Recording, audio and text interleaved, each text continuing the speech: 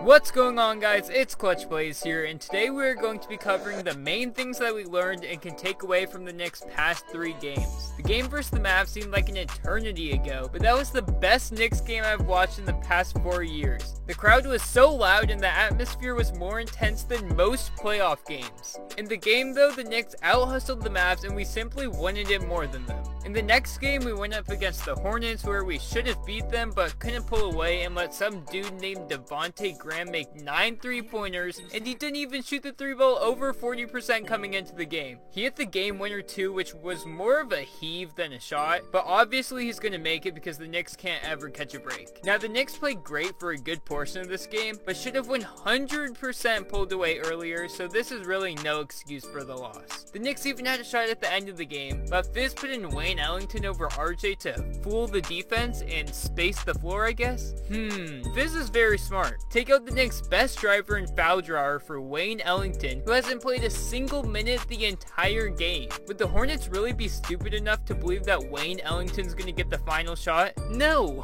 This play that Fizz drew up was forced and there was no second option with RJ on the bench, so Frank was forced to pass it to Julius Randle near the 3-point line. This game, or at least the ending to the game, was extremely frustrating, but at least we demolished the Cavs. I hope all of you guys saw this game because it's going to be a long time until the Knicks blow out a team again. I'm not being negative, rather the Knicks' upcoming schedule is rough. In our next 10 games, we play 10 playoff teams, but on the bright side, we have 7 out of the 10 games at home. These games will be crucial to see if the Knicks will make a run at the playoffs or sell at the trade deadline, so hopefully we can win these games. However, in the past 3 games, we learned so much about the Knicks players and team as a whole, so here are 5 key takeaways from this week's Knicks games. Number 1. Fizz still can't draw up plays. I've been one of the biggest Fizz supporters, and he seems to finally have created a decent rotation. However, I already touched on this a bit earlier, but Fizz still can't draw up plays. I don't understand what happens in these timeouts when he has his clipboard out, and every play that he's drawn up to end the game has ended in a complete disaster and has ultimately lost us the game every single time. The Knicks have lost 4 games by 4 points or less, and in every single one of them, Fizz has had some sort of opportunity to drop a play to get the lead, but something always goes wrong and the play ends up in some sort of isolation possession or just a terrible shot. Fizz needs to improve on this, or at least have somebody else specify in drawing up plays so the team can actually have a chance in certain crunch time situations. Until I see multiple good plays drawn up by Fizz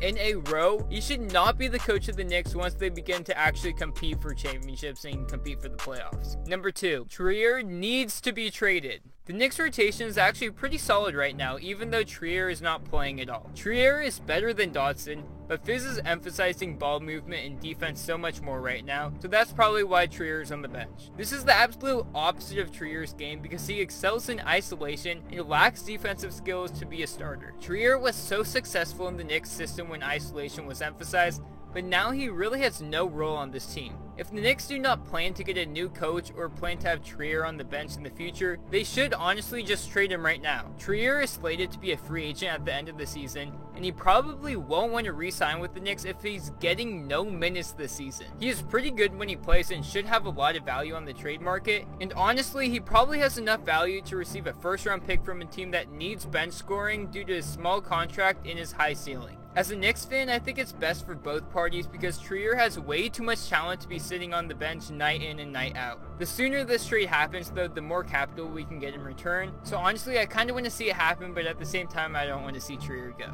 Number 3, Mitch determines wins or losses. Mitchell Robinson is so impactful on the Knicks, even more so than the box score shows. The Knicks have finally figured out how to use Mitch on the offensive side of the ball and to attract so much attention on the interior because of this. Since RJ, Julius Randle, and Dennis Smith Jr. are all great at getting to the basket, defenders have to make the choice of guarding Mitch or the ball carrier, which leads to a much more efficient offense. We all know that Mitch is an incredibly talented rim protector, but with the addition of a decent offensive game, he can really excel. As long as Mitch stays out of foul trouble, he has an incredible impact on the offensive and defensive side of the ball. This is evident by Mitch still having one of the NBA's best PERs as he ranks 3rd among all NBA players at 31.06. This is only behind James Harden and Giannis Antetokounmpo, the 2 past MVP candidates. This does not mean by any means that Mitch is better than all these players behind him like LeBron and Luka, but demonstrates that if Mitch can average 25 to 30 minutes per game, he should significantly increase his stats. I'm still dumbfounded why Mitch is coming off the bench. Hopefully it's just because he was hurt, but once he is finally able to get an increased role and stay out of foul trouble, he is going to be a double-double machine for us. He's one of those players that need to be untouchable in all trades, and the duo of Mitch and RJ is going to be special going forward. Number 4, the point guard position is saved for now. Earlier in the season, our point guard position was absolutely terrible, but recently the French Bulldog has come to save us. Frank is absolutely terrific for the Knicks, and even though his stats aren't amazing or that of some of the top point guards in the NBA, he is playing on an elite level for a 21-year-old. We all knew that it was going to take Frank some time to acclimate to the NBA, and he finally seems to understand what's going on around him. In the past 4 games where Frank has been the unanimous starting point guard, he has had a +8 +-. He guards the opponent's best player and will do everything in his power to make their lives terrible on the offensive side of the ball. We saw it with Luka versus the Mavs, and even though Luka did go off versus the Knicks, for the 15 minutes when Frank was guarding Luka, Luka had a bit of trouble on it. Frank creates a defensive intensity that the Knicks have needed, and I can proudly say that he should be the starting point guard going forward for this season. DSJ came to play versus the Mavs as he had 13 points and 8 assists versus his former team. Since this game, DSJ has looked more explosive, and he finally has the confidence in his shot that he was lacking. The only downside to his game as of right now is that he seems to foul way too much,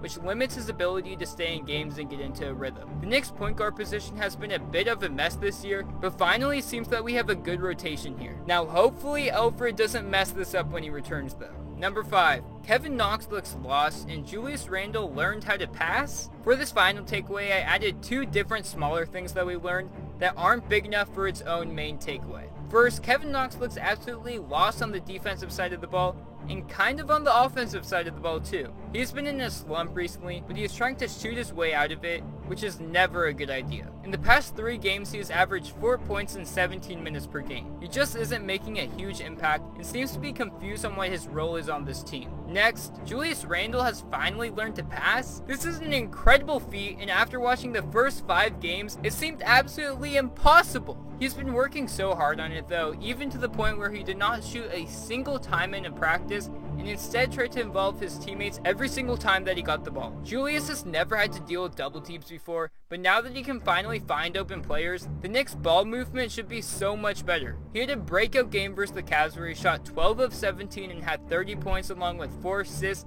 in only 32 minutes. If Julius Randle can keep playing at this level, or at least continue to find open players on the offensive side of the ball, we actually might have a chance versus the 10 playoff teams that we are going up against in our next 10 games. One final thing to add is, don't blame Julius Randle for the final shot versus the Hornets, because he was put into a terrible position and couldn't really have done anything better. With that said, tell me what you guys thought about this video. And if you made it this far, make sure you leave a like on it. Also, tell me what you guys thought about it down below in the comments, and if you have any questions or comments that you want to ask, leave them down below as well. Finally, tell me who you guys think has played the best in the past 3 games. I personally would say Mitch, but I'm curious what you guys have to say as well. Now with that said, thank you guys for watching, and I'm out, and peace!